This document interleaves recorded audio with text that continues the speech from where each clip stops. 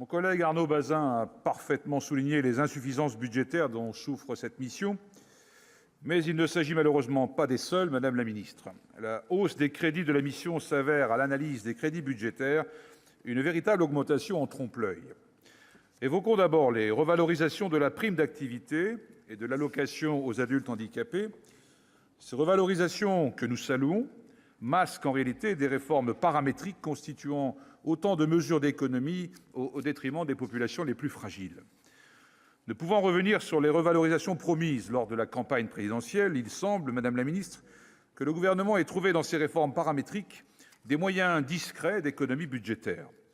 Ces mesures sont d'autant plus regrettables qu'elles n'ont fait l'objet d'aucune concertation avec les acteurs concernés, et notamment les associations de personnes handicapées qui nous ont exprimé leurs plus vives inquiétudes à ce sujet lors des entretiens. Ces mesures d'économie concernent les trois plus importantes dépenses sociales de la mission: la prime d'activité, l'AAH et la protection juridique des majeurs. Elles conduisent ainsi, de façon regrettable, à atténuer, voire neutraliser, les effets des revalorisations annoncées. Parmi ces réformes, l'exclusion, au 1er janvier 2018, des bénéficiaires des rentes AT et MP et de pensions d'invalidité de la prime d'activité.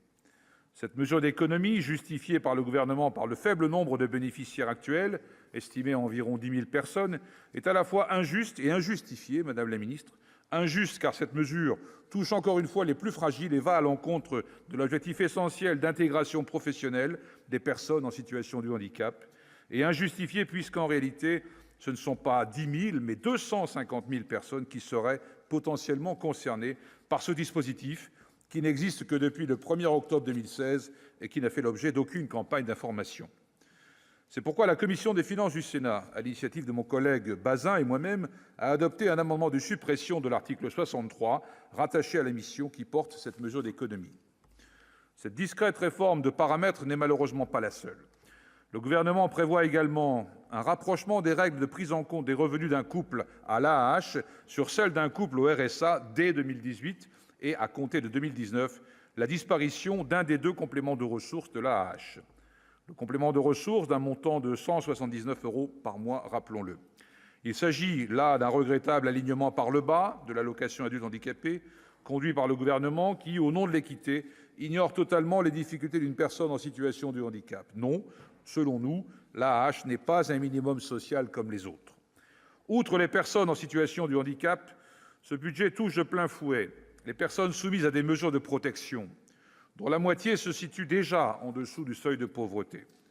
Ce budget prévoit en effet la mise en oeuvre au 1er avril 2018 d'une réforme du barème de participation des personnes protégées, augmentant la part financée par les personnes protégées afin de compenser la baisse du financement public. Il s'agit là d'un regrettable désengagement de l'État.